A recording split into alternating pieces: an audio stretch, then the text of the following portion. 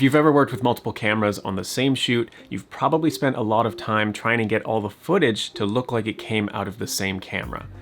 Time that you will never, ever get back. CineMatch is a plugin for Adobe Premiere Pro and DaVinci Resolve, and it claims to let you do this in a much quicker and more accurate way. So we're going to put those claims to the test today and see if it actually is any better than just trying to manually use the tools that are already included in your software. Full disclosure, I was given this product for free, but that is where my relationship with CineMatch ends. I'm under no obligation to make a positive review. I have full control over the video. They're not even seeing the footage ahead of time. And more importantly, I'm never gonna break your trust by giving you an opinion that I'm paid to have. We're gonna try and match my Sony a6300's S-Log2 footage to my Blackmagic Pocket 6K's film profile with the Gen 5 color science. So let's go over to the effects tab. We're gonna type in CineMatch, and then we can just drag this onto our footage, or in this case, I'm just gonna put it on an adjustment layer. The first step and the main selling point of this plugin is the sensor matching. And this is where in just a couple clicks, we're gonna lay the foundation for all the work we're doing later on. All you have to do is tell it what camera model and picture profile you're using, and then the model and the picture profile of the camera that you're trying to match your footage to. I should probably mention that CineMatch recommends that you match your footage to your A cam or your hero cam, meaning whichever shot is going to be used the most, whichever camera is going to be used the most, that's probably the one that you want to leave alone and have the other cameras match to that footage. This is good advice, but I'd also recommend that you experiment a little bit with it. For example, if you have a GoPro that has 8-bit color and a very compressed codec,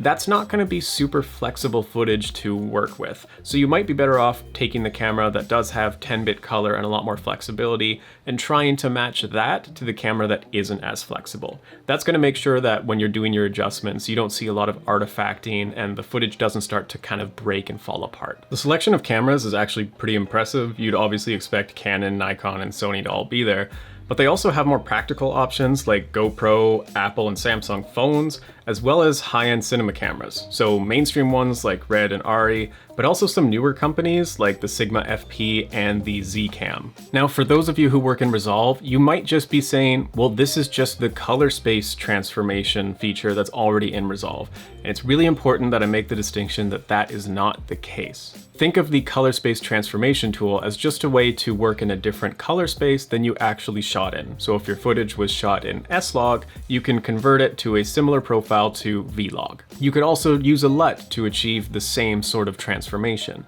But CineMatch is doing much more than just that. Their site explains that color science is only one part of the equation, and the light and color characteristics of your sensor are an important part of how the image looks too. And that's not something that Resolve CST or a LUT actually take into account. They're only matching one color space to another. They're not taking into account how those sensors actually accept light and interpret color. With all that out of the way, I'm gonna go ahead, choose my Sony, and it defaults to the a6300. And now I'm gonna select the profile, which is S-Log2 S-Gamut. And here they actually specify the different codecs. I really don't know what the difference would be in color between the different codecs, but clearly they do, so that tells me that they have a pretty good attention to detail here. I'm gonna go ahead and hit apply, and now we can set up the target camera, or the one that we're trying to match. I'll put in Blackmagic, the Pocket 6K, it's the film Gen 5 profile, and hit apply.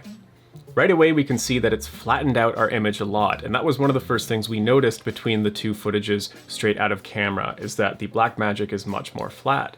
If we go back and forth, we've already got a closer match than if we turn this off and see how contrasty the S-Log2 was prior to this. There's still some differences here, but it's going to be easier to see what those are once we transform it to Rec. 709. So all you have to do is just click this little button here, and it's going to apply a LUT to get it into the Rec. 709 color space where we can properly work with it. You're still going to want to apply CineMatch to your hero camera, or the one that you're trying to match your footage to, because we can use it to, again, transform it to Rec. 709 with the proper LUT. Now these are closer, but they still look way off, and we need to start by matching the exposure. So I'm going to go to our primary corrections here, and I'm going to drop the exposure of that Sony down. I'm just gonna do this by eye for now. And somewhere around there looks good to me, but an easy way to check is to turn on comparison view in Premiere. There's similar features in Resolve, and now I can actually see my shots side by side here. So I'm gonna swap it so that the Sony's on the left, And we're about the same exposure, just judging by eye, but if you want a little extra help to make sure, they've included some exposure guide tools to help us. Click on the middle gray button, it's gonna show you the areas of your frame that are actually exposed at middle gray.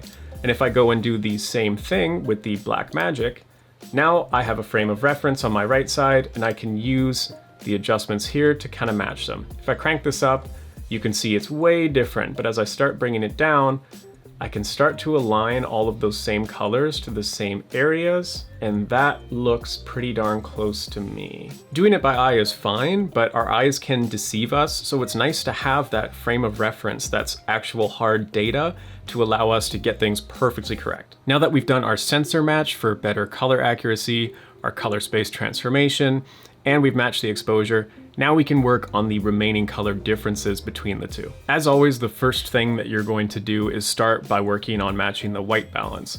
These were both shot at 5600 Kelvin for the respective cameras, but you can already see there's a pretty big difference between the two. The Sony's clearly much more blue tinted and much cooler in the shadows, which you can see in any of the dark parts of the frame, as well as the white on my shirt, and the Blackmagic is much warmer. As always, I'm gonna start with something white in the frame, so I'm gonna do this vertical split down the graphic of my t-shirt and use the white part of the graphic as my frame of reference. I'm gonna start warming this up and just doing it by eye. And doing that is gonna get us a pretty good match right off the bat. But as per usual, we've also got a temperature guide to help us out. If you turn that on, you're basically just going to see tons of orange and tons of blue. From what I can tell, anything under 10% saturation is just left alone and not touched. But anything in the orange and blue spectrum of the color range is hyper saturated. When you're working with less saturation and less contrast, it can be hard to see just how much color is actually present, or at least what that color is in a certain object. So by hyper saturating the blues and the oranges, we can easily see which way an object is skewing in color.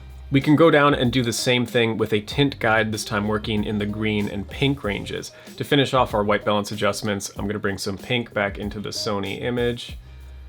And somewhere around there is a pretty close match, judging by the t-shirt here and the whites that we see. So we've only done steps 1 with the sensor match and steps 2, which is just doing your white balance adjustments. But already we are much closer to having these look like they came from the same camera. It's still not perfect, so let's go ahead and tweak those final color issues that I'm seeing. Namely, there's a lot more green in the blues on the Sony. The orange earplugs here are very pink, and you can see in the green plant, it's much more of a bluey green instead of the nice warm yellow green here. We've got a few tools for the job here, and Hsl Curves is probably gonna be the easiest one to work with.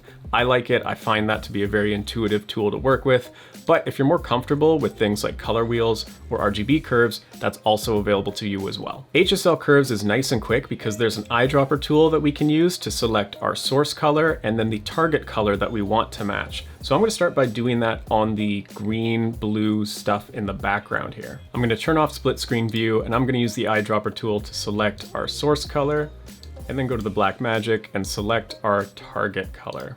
Right away, it does these automatic adjustments for you to color match them. And it's not always perfect, but it's usually pretty darn close. Going back and forth here, I'm not 100% happy, but it's definitely way closer. It still seems a little bit green to my eye, but the nice thing about the eyedropper is it always makes the right selection for me. So all I have to do is just drag that up just a little bit more to get it a little bit bluer. And now that's looking way more consistent for me. I'm gonna do this again, this time on the earplugs here to see if we can get a good match. Now this one is actually a better match. We've got the hue much more to the orange. It's less pink than it was before. And even then, we've still got a bit of a difference in luminance. So I'm gonna make sure we select the luminance panel here. And I'm just gonna bump it up a little bit on the Sony. Now that brightness matches a little bit better for me and looks more consistent. Going back to that comparison view, you can already see these are looking way closer just with those couple of color adjustments. I'm gonna do one more just to match the greens here. That's a much closer match right off the bat, even though there's a lot of different hues and shades of green in there. So it's having a little bit of trouble, but it's still got a pretty good match. And once again, we can just tweak that really easily. Now there are some remaining differences that aren't actually anything to do with this plugin. These are different lenses because I can't put the same lens on both my Sony and my Blackmagic. So we're seeing some chromatic aberration, some pink fringing in here. and we do see a lot of vignetting around this door here. But as far as the actual colors, the exposure, and everything, this is pretty darn close. And if you aren't happy with this, you can obviously tweak it. You've seen how powerful these controls are. You can really go in and dial it into your taste as much as you want. Now, if you like the look of your footage, then that's great. You can leave it there, and now you can start your color grading. But if you have a different Rec. 709 LUT that you like to use, that's no problem.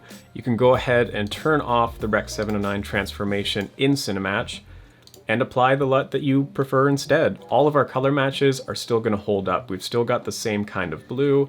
We could make a couple little adjustments here. I think a little bit of saturation could be added for the greens and the blues, but they're pretty darn close, and you can make any little tweaks that you need to at the end. This is way better than what we started with, and we got here very quickly.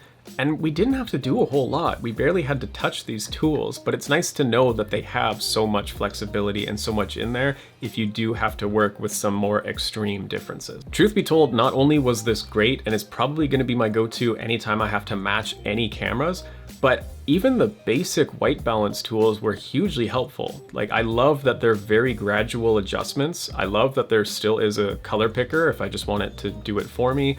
And I love that I've got these guides that can help me verify what I'm actually seeing so that I'm not second guessing my eyes or wondering if my monitor is screwing up what I'm actually doing. As a result, I'm probably going to use CineMatch just for basic color correction, just because those tools are better than the ones that are in Lumetri Color, in my opinion. Now that we've talked about how it works and we've seen the results, I also think it's worth pointing out some of the downsides I encountered with this plugin. While the white balance controls are nice and gradual, the same can't really be said for the Hsl curves. Small mouse movements end up making larger adjustments than I'm really trying to make, and that can be a little bit difficult to work with. If you've made some adjustments with the color wheels, anytime you go back and tweak them, it can be a little bit difficult because the crosshair is going to snap to wherever you click your mouse on the wheel. So if you don't make a perfectly precise click, you can find that you've changed your settings already before you even tried to make the adjustment that you were wanting to make. Lumetri Color handles this a lot better, where if I go to readjust it, I can click anywhere near that crosshair, and the only thing that it's going to take as input is how much I actually move my mouse after I've clicked,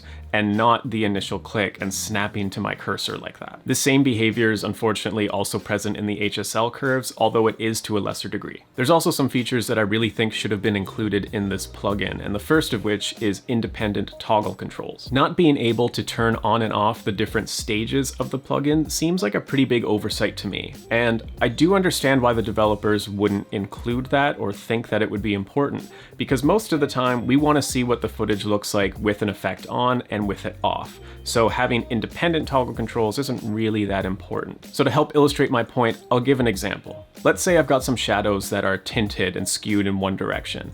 Well, maybe I want to A/B between the Hsl curves and the color wheels and see which one of those tools does a better job at dealing with that problem. Currently, the only way I can do that is to put two instances of CineMatch, go through and match all of the settings identically, except for the ones on those two tools, and then try swapping back and forth between the two instances of the plugins. It's a little bit clunky and not very helpful to work with. The eyedropper tool is great for matching colors, but I think it could be an even more powerful tool as a reference guide if they added a couple bonus features to it. I use a color picker for a lot of my color grading just as a useful guide to help me out through the process.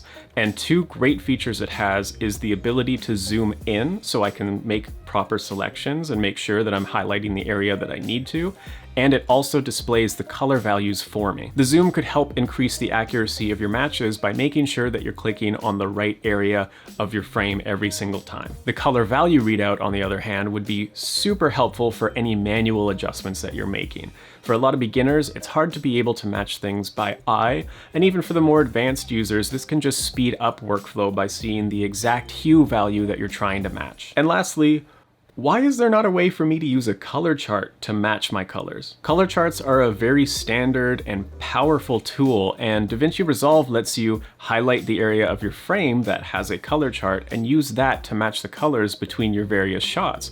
I think that would be super powerful if it was included in the CineMatch software as well. If you're a Resolve user, you can already go ahead and just combine this plugin with the color chart matching feature.